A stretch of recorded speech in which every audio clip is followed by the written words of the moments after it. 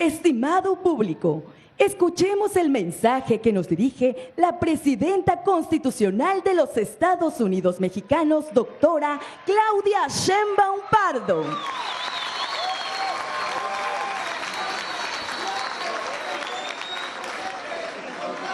¿Cómo están? Bien o mal. ¿Cómo están? Me da mucho gusto estar con ustedes. Venía pensando que tengo yo que decirle a los jóvenes, a las jóvenes de Guerrero, de México.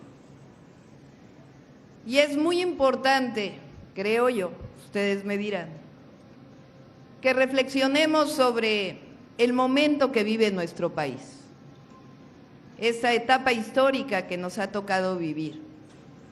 Yo tengo 62 años, voy a cumplir 63 este año. Algún día fui joven, hace ya algún tiempo. Pero ustedes, ¿cuántos años tienen? A ver, ¿quién tiene 20 años? ¿Quién tiene menos de 20? ¿Quién tiene de 21 a 25? De 26 a 29.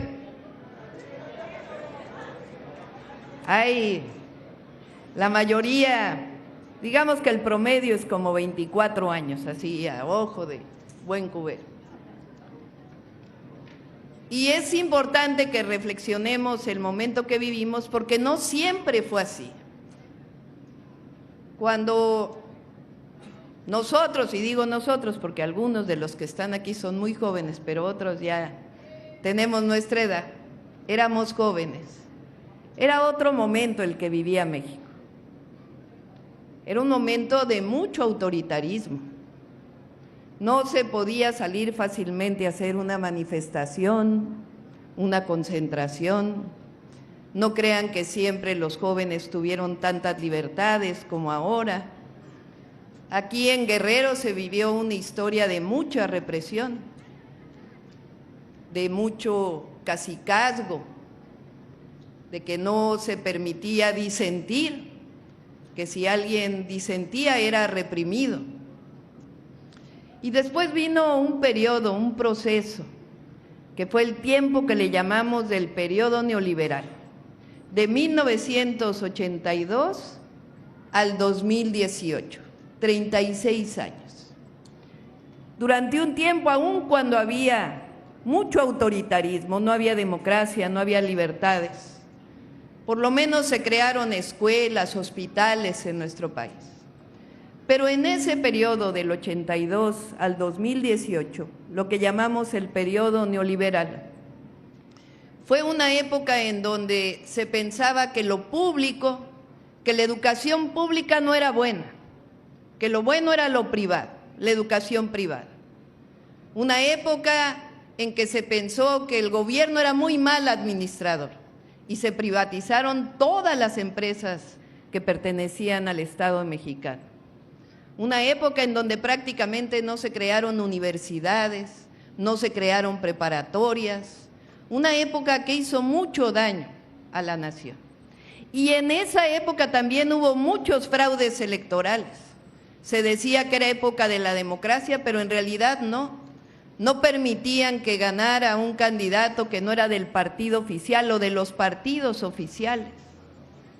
Hasta que llegó el año 2018 y el pueblo de México dijo, basta ya de autoritarismos, de fraudes, de que dejen al pueblo en la pobreza, con grandes desigualdades. Y llegó el gobierno del presidente Andrés Manuel López Obrador, por voluntad del pueblo de México.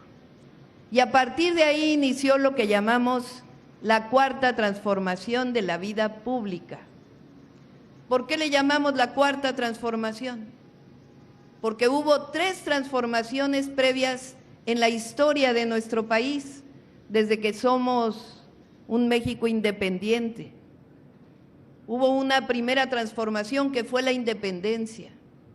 Imagínense ustedes, a su edad, al joven Guerrero, a Vicente Guerrero, que pudo haber tenido su edad y que tomó una decisión en un momento de su vida en donde decidió luchar por la independencia de su territorio, de su país, de su patria. Imaginen un Vicente Guerrero que cuando su padre le pide, le suplica que para que no pierda la vida, acepte hacer un acuerdo con el virrey, Vicente Guerrero le dice a su edad: no, padre, la patria es primero. Esa fue la primera transformación de nuestro país, la independencia de México. La segunda transformación fue la reforma. Se separó la Iglesia del Estado, que tuvo un gran liderazgo en un indígena zapoteco, el presidente Benito Juárez.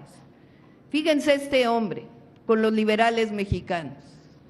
Hizo la Constitución de 1857. Después, una guerra para que se aceptara que debía de haber un Estado civil, la Guerra de Reforma. En medio de la Guerra de Reforma, decidió hacer las leyes de reforma. Y después de eso vino la intervención francesa. Y ese hombre tomó una decisión en su vida, porque pudo haber dicho, pues ya llegó la intervención francesa, que México sea una colonia de Europa. Y dijo, no, con lo poco que tenemos ponemos los documentos de la República en una carreta y fue caminando por todo el país, llamando al pueblo a la independencia, a la segunda independencia, hasta que gana en contra de esa invasión, de esa colonia que querían imponer por segunda vez. Y después de eso llega el porfiriato, un régimen autoritario, hasta que llega la Revolución Mexicana. Y muchos jóvenes, porque Carranza era un joven, porque Zapata era un joven, porque Villa era un joven, porque muchas mujeres que participaron en la revolución eran jóvenes y tomaron una decisión en un momento de su vida. Y dijeron, ¿es mi persona o es la patria? ¿Es mi persona o son los campesinos pobres? ¿Es mi persona o es la democracia con Madero? Y tomó la decisión de defender a su patria. Y llegó la tercera transformación. Y tiempo después de todo un periodo de beneficio social, pero de autoritarismo, y después del neoliberalismo, hubo también muchos dirigentes, entre ellos el más importante, Andrés Manuel López Obrador, que pudo haber dicho cuando joven, yo me quedo trabajando con mi familia, pero tomó una decisión y dijo, hay que luchar por la justicia. Y entonces convocó a millones después de años y años. Muchos de nosotros participamos en ese movimiento. Ese movimiento social llegó en el 2018. Y en el 2024, ya con la participación de muchísimos jóvenes, el pueblo de México dijo que siga la cuarta transformación de la vida pública y por primera vez que gobierne una mujer la presidencia.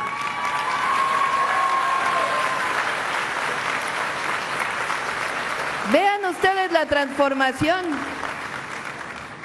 ¿Qué cambió desde el 2018?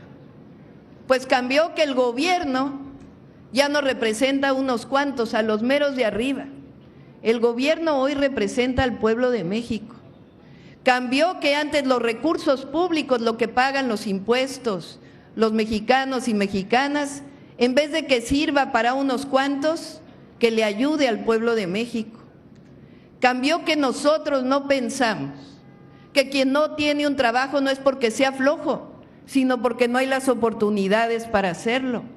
Cambió el que no pensemos que quien no tiene la oportunidad de entrar a una universidad no es porque no pasó un examen de admisión, sino porque durante años se dedicaron a que no hubiera universidades. Cambió la visión, cambió la forma de gobierno. cambió que la presidenta y el presidente en su momento nos dedicamos a servir al pueblo de México. ¿Por quién? Por voluntad del pueblo de México. Así que el día de hoy que les hablamos, lo que quiero decirles es: defiendan esta transformación, sean parte consciente de esta transformación. Lo que están recibiendo el día de hoy, este apoyo de más de 8,000 pesos mensuales, tiene que ver primero con que aumentó el salario mínimo. ¿Sabían que en 2018 el salario mínimo era poquito más de 3,000 pesos? ¿Es cierto? 3,600 pesos. Y hoy es de 8,480 pesos. De 3,600 a 8,000. ¿Saben que durante esos 36 años de los que hablamos no aumentó el salario mínimo? Decían los gobernantes de entonces que no debía aumentar el salario mínimo porque si no iba a haber inflación, que no debía aumentar el salario mínimo porque si no, no iban a venir inversiones a nuestro país. Pues en su momento tomó la decisión el presidente López Obrador de aumentar en términos reales el salario. Hoy es más del doble de lo que era antes. Y nosotros decidimos seguir aumentando el salario mínimo por encima de la inflación y lo vamos a seguir haciendo todos los años. ¿Y saben qué pasó? ¿Saben qué pasó?